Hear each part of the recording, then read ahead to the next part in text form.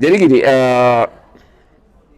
tanggal 6 saya sidang kan yang sama si botak itu, yang baru setengah jalan tiba-tiba saya lemas terus kan, saya lemas habis, itu benar-benar saya udah mau kolaps di situ ya, sehingga saya minta pulang tanpa izin sama hakim ya.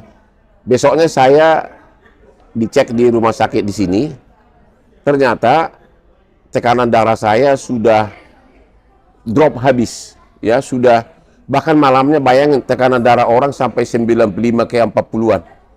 Itu katanya sudah waktunya mati itu. Iya. Hah? Untuk ukuran usia abang normalnya berapa mungkin? 120-80 kan yang normal. Paling bawah itu 60 lah paling bawah.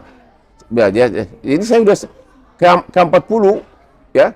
Dan keluarga saya di IGD udah pada nangis. Karena apa? Karena saya menggigil dia itu udah kayak gitu kan. Ya, kayak gitu. Dan oleh hanya di opname di sini di Mitra dikasih antibiotik begitu banyak. Ya cuma waktu itu belum ada penjelasan resmi bahwa itu ada kaitannya dengan lever. Saya pernah jam 2 subuh pada saat itu tanggal berapa itu? Tanggal 21. Ya? Tanggal 21 ya? Hah? Oh ya, sorry. Yang saya itu kan tanggal 20 itunya ya. Tanggal 20 itunya kan yang sidang. Itu bukan sih, saya lupa. Udah tua nih.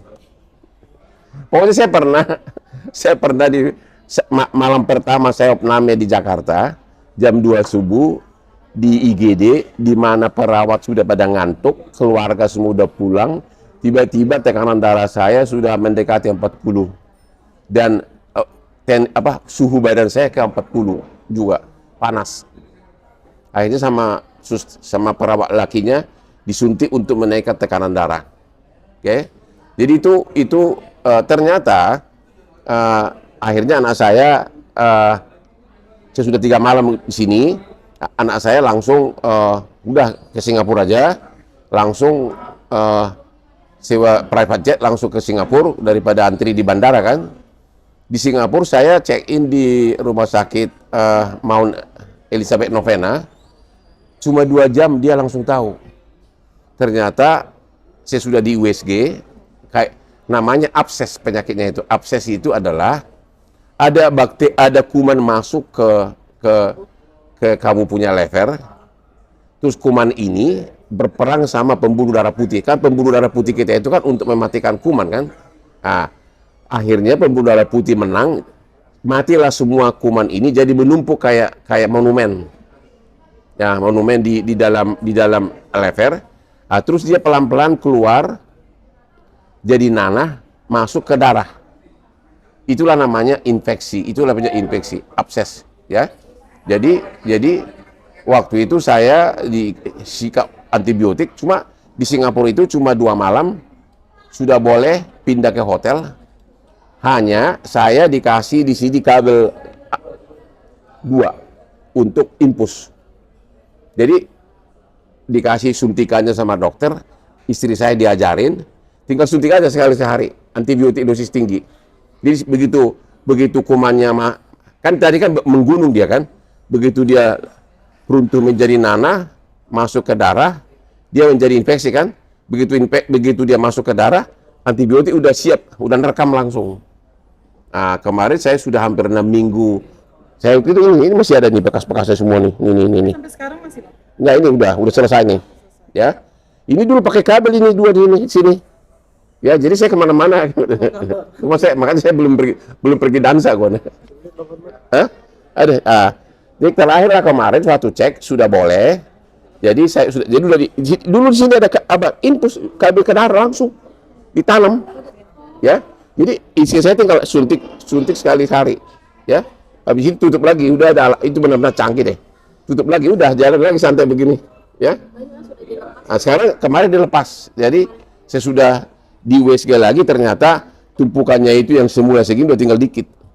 Terus dia bilang, ya udahlah, gue pusing, gue bilang, gue mandi gue harus gini-gini kan takut air masuk kan, itu loh. Jadi udah, sekarang mungkin masih ada dikit, saya dikasih, kalau dulu kan dikasih ampas suntikan tiap hari gitu kan, antibiotik, itunya segala macam, untuk 3 minggu sampai suntikannya sampai segini panjangnya. Ya kan sekali suntikan buang kan. Nah, sekarang cuma dikasih pil Antibiotik ya. antibiotik. Ya itu. Sekarang mungkin minggu depan udah bisa dansa lagi dengan yang cantik. Ada pantangan bang dari dokter Singapura. Hah? Pantangan. Pantangannya satu, kurangin alkohol. Karena dia bilang eh, orang yang begitu kita minum alkohol, lever itu juga ikut goyang gitu loh, ikut berdansa dia. Ya. Kedua, kurangi kerjanya. Nah, saya memang terlalu, ya namanya gimana sih pengacara terlalu laku gimana sih? Semua perkara besar gue yang pegang. Selama ini kan jam 3 subuh saya udah kerja. Sekarang saya ganti. Saya olahraga sekarang. Jadi saya di Ancol, ya. Udah jalan di kompleks. Saya tiap pagi jalan. Makanya gara-gara bosan jalan, iseng-iseng aja kasih ceramah hukum tiap pagi. Termasuk mengenai RK ini. Tapi yang ceramah hukum yang berbobot gitu loh. Berarti untuk kerja subuh ini sudah dihentikan ya? Dikurangi bukan dihentikan. Karena gini loh, sejak corona saya itu udah nggak pernah ke kantor. Saya menikmati kerja di ruang kerja dekat kolam renang saya. Ya, jam 6.30 pegawai saya udah pada datang. Hanya untuk kasih laporan. Saya sambil renang, terus tiba-tiba, perkara nomor sekian gimana gugatannya? Ya, anak buah lapor dipikir kolam renang, gua renang lagi.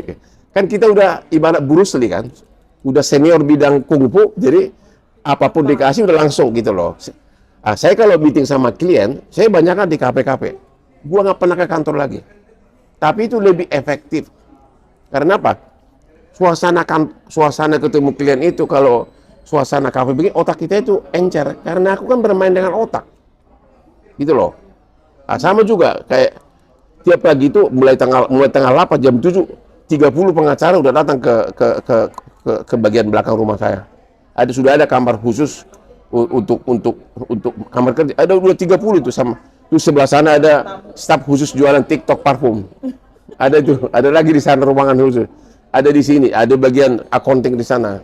Saya cuma pakai celana kolam renang aja. Kalau mau lihat saya seksi pakai baju renang sambil bicara KUH Perdata, ayo datang ke rumah gua. Bang, tapi untuk makanan ada yang dihindari? Makanan enggak, oke. Dokter kasih nasihat, hati-hati makan misalnya bebek panggang yang sudah lama digantung. Yang sudah lama digantung, itu katanya bisa masuk bakteri. Kalau berjam-jam digantung di mana itu? Di etalase itu bahaya katanya. Jadi usahakan makan yang langsung, yang habis habis dimasak gitu loh, masih mati kumannya. Itu. Hindari itu. Ya. Hindari makanan yang lama digantung. Kayak bebek panggang lah. Ya. Bakteri itu bisa bersih nggak sih bang? Kan abang bilang dari banyak terus sebenarnya Apa? bakteri yang di dalam pembuluh darah ini kata abang kan tinggal sedikit kan? Ya, makanya sebenarnya sih harusnya saya minggu depan datang, tapi karena saya tahu minggu depan sibuk, saya percepat. Jadi bakterinya itu masih ada dikit. Nah, nanti saya akan datang lagi. Cuma ada satu lagi yang perlu dilakukan adalah endoskopi, yaitu punya kita itu usus dibor dari belakang. Jadi kelihatan semua. Ya untuk ngecek untuk ngecek usus sama semuanya, apakah ada kanker, apakah ada kotoran atau kuman. Nanti kemarin itu harusnya saya di endoskopi, tapi lupa saya tidak boleh makan obat pengencer darah. Saya lupa, ternyata malam itu saya masih makan. Rupanya 5 hari sebelum di endoskopi harus berhenti pengencer darah. Jadi saya harus berkali ke Singapura nanti. Rencana tanggal 28 di endoskopi. Tapi itu hanya mengecek rutin, karena sampai sekarang nggak tahu itu kuman dari mana. Saya kira dulu dari berang-berangnya itu yang gigit tangan saya. Dokter juga berkata bisa iya bisa tidak. Cuma sebelum digigit oleh berang-berang, istri saya udah bilang, saya pernah malam-malam 2 kali minta obat Panadol. Dekolge yang kedingin apa? Panadol ya? Ya? Paracetamol. Sorry, paracetamol. Ya? Saya tanya, saya yakin bahwa itu bukan berang-berang. Dia bilang sudah ada gejala sebelumnya, apalagi sebelumnya saya terlalu capek ke IKN, ya. Terbang ke Balikpapan, dari Balikpapan ke IKN pulang pergi 6 jam di jalan. Lemas banget saya. Ya, besoknya sidang.